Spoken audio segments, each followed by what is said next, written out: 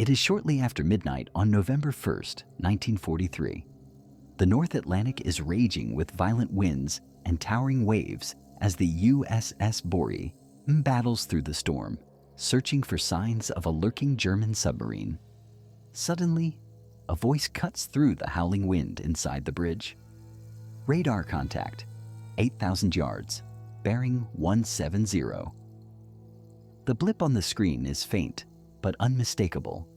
Lieutenant Charles Harris Hutchins, only 30 years old, but already commanding the destroyer, reacts instantly. Come to 170.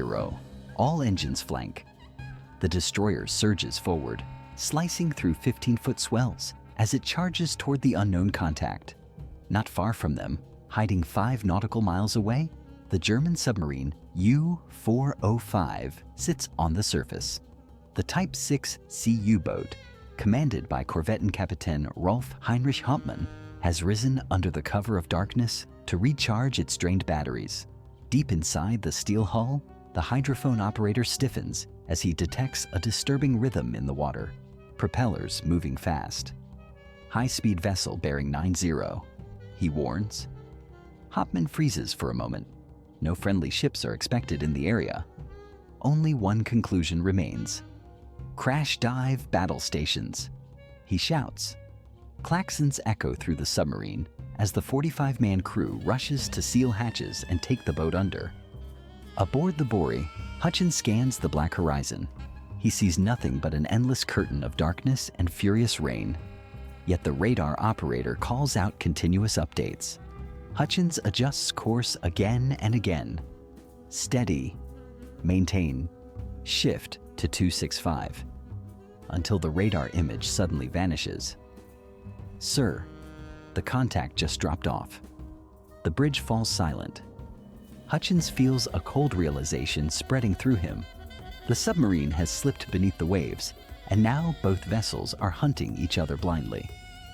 Bring us to half speed, he orders calmly.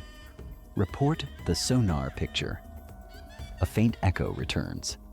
Submarine bearing 170, 2,000 yards. Sonar has found something solid.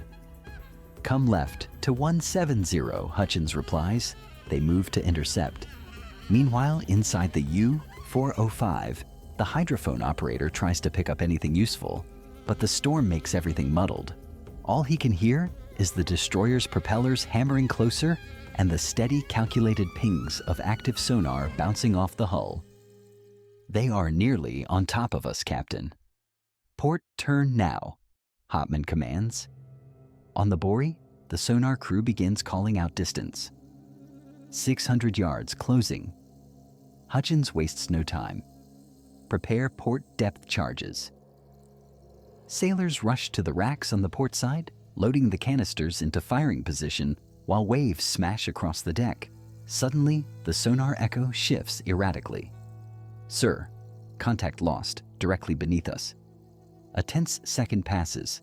Now, coming starboard, drawing in fast, 500 yards. Hutchins snaps into action. Right full rudder. The ship whips through the violent surf to get its stern lined up for the attack. 300 yards. Drop pattern. The depth charges thud into the ocean and detonate around the submerged U-boat. Inside U-405, the blasts slam into the bow like a giant's fist. Equipment rattles off shelves as the lights flicker. Flooding forward compartment. Someone shouts. Hauptmann knows at this depth, in this storm, they cannot contain the leaks. Surface immediately. Man all weapons. Saltwater sprays through the ventilation as the submarine forces itself upward. The crew aboard the Borie watch in disbelief as the ocean erupts behind them. Through the settling spray, the U-405 bursts out of the water almost directly off their stern.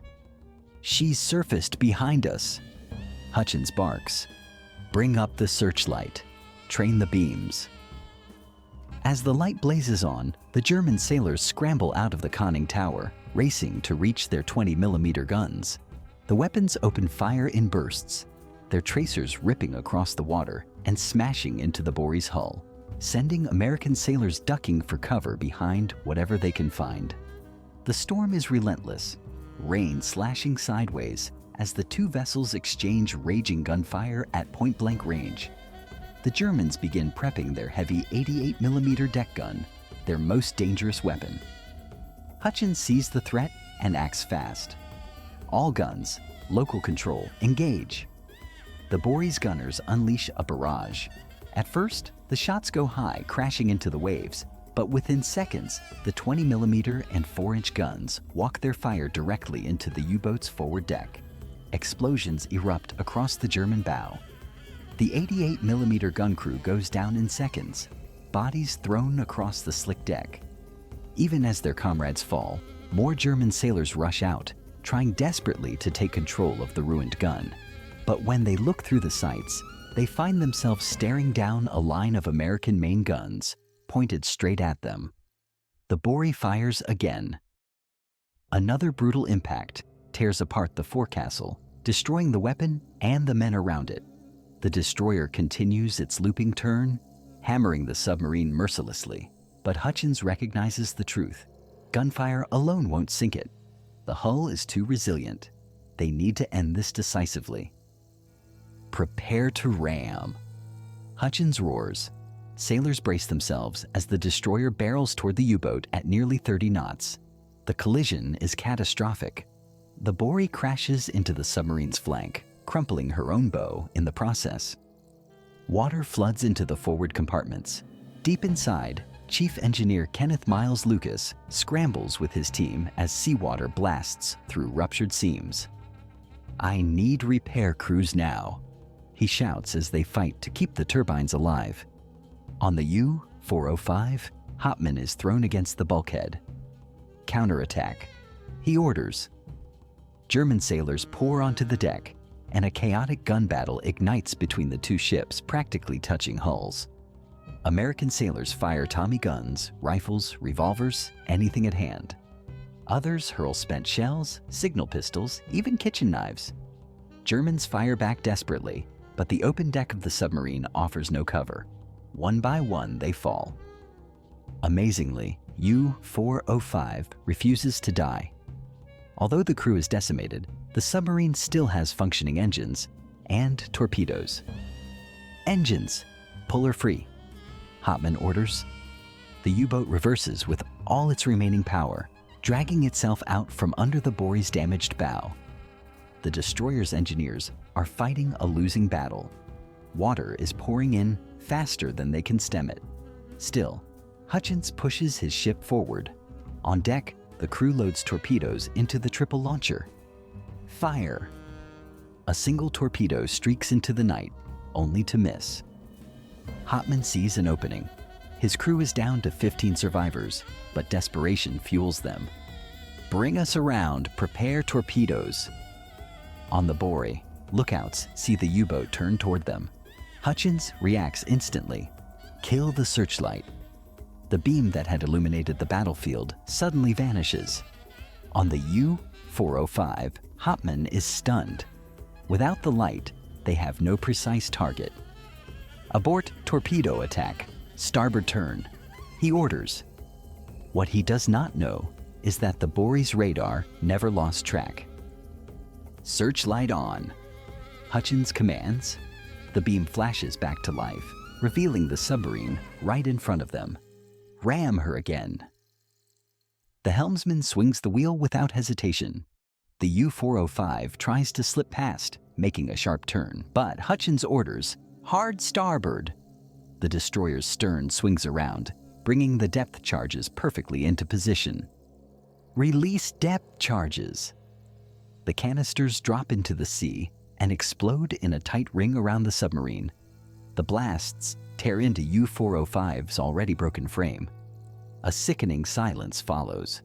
Moments later, the crew of the U-boat shoots flares into the air, the sign of surrender. Only 15 Germans remain alive. The Borie approaches as carefully as it can in the monstrous waves. Sailors look out over the rail, prepared to help the soaked survivors. But suddenly, a lookout screams, "Flare astern!" Another alarm follows. "Torpedo inbound!" Believing another submarine is attacking, Hutchins orders a defensive turn, presenting the narrowest target. But the maneuver sends the Borie drifting straight into the German life rafts. The Americans have no choice but to abandon the survivors to the Atlantic. Those men would not be rescued. The Borie has won the battle, but the destroyer is mortally damaged. Flooding spreads uncontrollably. Chief Engineer Lucas and his men continue to operate the engines, even as the water rises past their waists, then their chests. Eventually, they must climb through the overhead hatch to escape. One by one, the crew abandon ship. 27 sailors are lost to the sea before help arrives. Lieutenant Hutchins and Kenneth Lucas both survive the war. Hutchins is awarded the Navy Cross for his extraordinary leadership during one of the most brutal surface engagements of the Atlantic campaign. As for what came next in the war, there were still oceans full of danger and battles that shaped the course of history. Hi there. I'm the narrator of this story. If you believe productions like this deserve to continue, and you'd like to support the creation of more films and even our expansion into future projects, you can join us directly. Check the description below to learn how to become part of our team and share in our journey forward. And now, if you want to understand how other decisive World War II encounters unfolded from the enemy's point of view, like what the Japanese command was planning around Midway, you can continue watching with the next video